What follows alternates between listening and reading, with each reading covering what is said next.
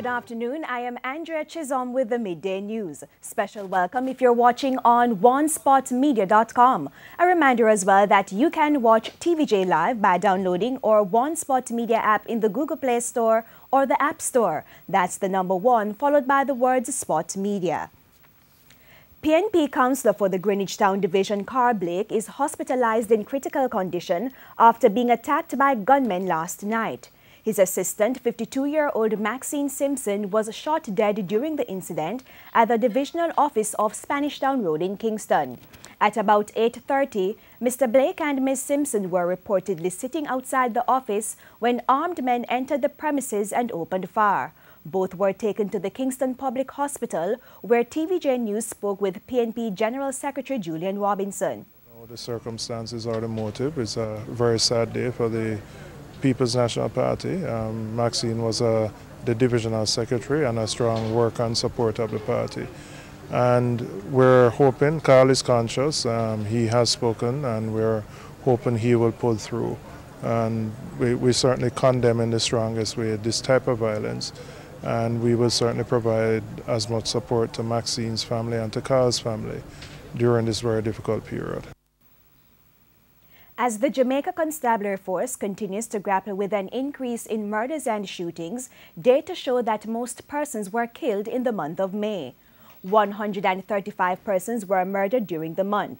January had the second highest number of murders, 123. Since the start of the year to June 3, 580 persons have been killed. That's 84 more than the same period last year. With only 5 days so far in the month of June, more than a dozen persons have been murdered. In response, the police high command has been trying to curtail gang violence in St. James, Clarendon, and St. Catherine. Meanwhile, the Hanover Police Division had the highest increase in murders. Between January 1 and June 3, 32 murders were committed in the parish. That's 19 more than the same period in 2016. Murders were also up in the Kingston Western Division by 118%. There were also significant increases in the Kingston Eastern, St. Andrew North and South, St. Catherine North and Westmoreland divisions. Murders in Portland remained unchanged for the period. 2 murders were committed in the parish. And word is emerging that Police Commissioner George Quayle is to announce a major shake-up in the leadership of the Jamaica Constabulary Force. This is part of the strategy to stem the violence. It's understood that the Commissioner is finalizing the list and an announcement is expected this month. Opposition leader Dr. Peter Phillips has weighed in on the challenges facing the Mandeville Regional Hospital.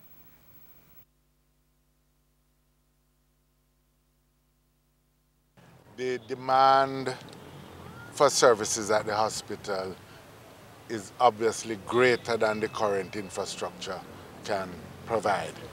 And I think there is clear evidence that the hospital now needs to be expanded. And Dr. Peter Phillips was also concerned about the absorption of the Chase Fund into the Consolidated Fund. So much so that is a major problem. Chase Fund, over the years, I am particularly concerned that the present plans that have been announced by the government to absorb the resources of these funds into the Consolidated Fund would not mean that an institution such as this, where the staff are trying their best to pull resources from everywhere, are going to be denied access to those resources that have made the difference between life and death for so many Jamaican people. Well-known medical practitioner Dr. Winston Dawes is raising fears that there may be an outbreak of yellow fever and other mosquito-borne illnesses if local public health officials do not act swiftly in the aftermath of the recent flood rains.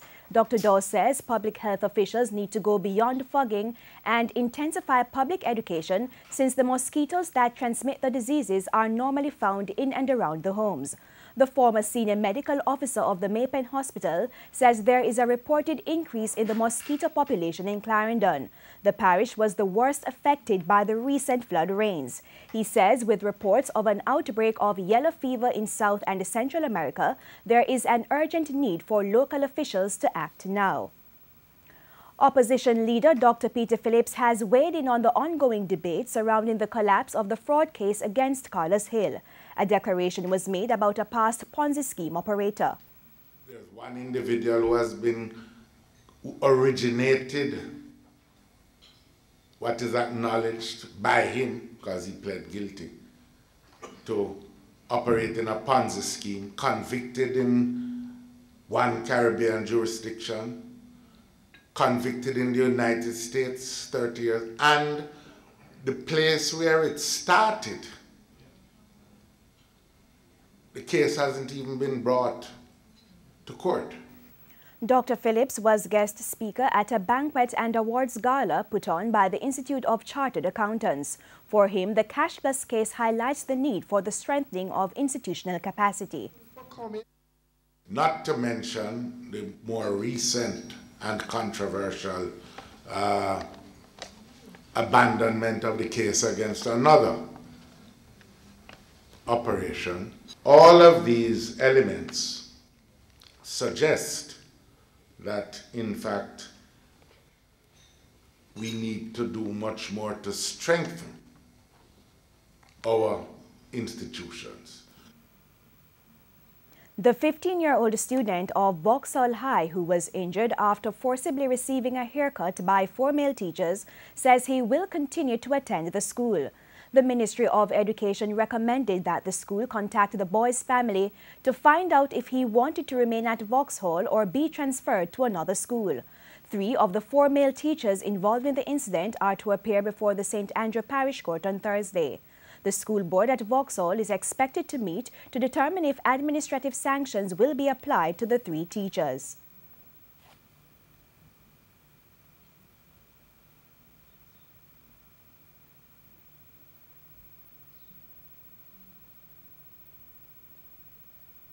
The narcotics police seized more than $2 million worth of ganja in St. Thomas and St. Elizabeth on the weekend. In St. Thomas, 473 pounds of compressed ganja along with seeds weighing a little over 8 pounds were seized. A man was taken into custody. During an operation in St. Elizabeth, the narcotics police were trying to intercept a motorcyclist when he threw away a package and eluded the police. 74 pounds of ganja were found wrapped in tarpaulin.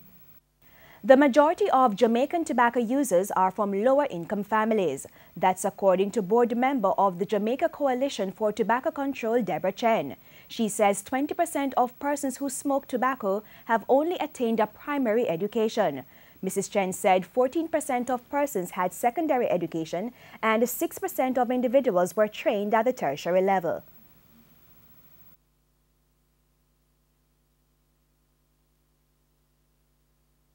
So understand that most of the people who are buying the cigarettes are those who can ill afford it.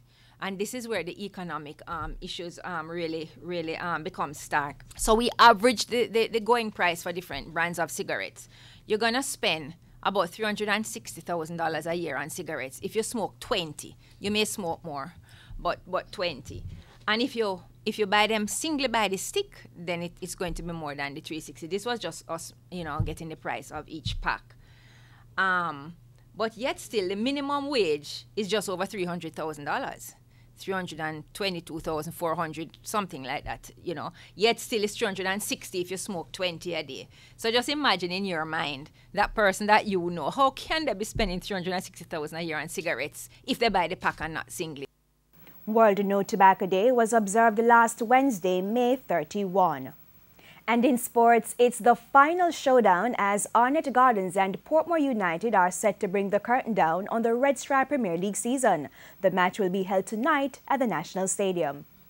After being beaten by Montego Bay United in the 2016 final, Portmore United will be looking to make amends on Monday night. But they will have to overcome a spirited and confident Arnett Gardens contingent. This time we want to, to go one better by winning the league this year, and we are in the final, so we have that chance again, that opportunity to be a champion. Having lifted the title in 2015, Captain O'Neill Bigger Thompson cannot wait to get his hands on the trophy once again, but he knows they must get the job done on the field. We'll have to decide that on Monday. I won't sit here and tell you that after 90 minutes, Arnett God will lift the trophy, because you must respect whoever you play against. So we will come on Monday and work very hard and try to lift the trophy. And with striker Fabian Reed in red-hot form, Arnett has a man who is pumping in the goals. He has scored in all the knockout games. A striker want to know that he has some defence that will keep him in the game. Likewise, defenders want to have a striker who will give them the game, and so far it has been great for us, and we hope he will continue on that part come Monday. Portmore do not have a Fabian Reed, but they're getting goals from around the park. When you look at it, a team would sometimes want to shut out a one player, you know, who's scoring goals. But then when you have 4 or 5 players scoring, you know, it's very difficult to shut out all 5 players. You know, so that's really good for the team, and you know, I hope, you know, come Monday, you know, we can get some from the players. The 12th man, the fans are expected to be out in their numbers, with Arnett responsible for a greater portion. It's always great to have supporters, I mean, but Portmore, I think, have a lot of experience where it comes on to the crowds. I mean, there are people who have been campaigning for a while, so I mean, some of the time you have to ignore the crowd and focus on the field. So not everybody the crowd will work against. It don't make sense you have a final and the stadium is half empty.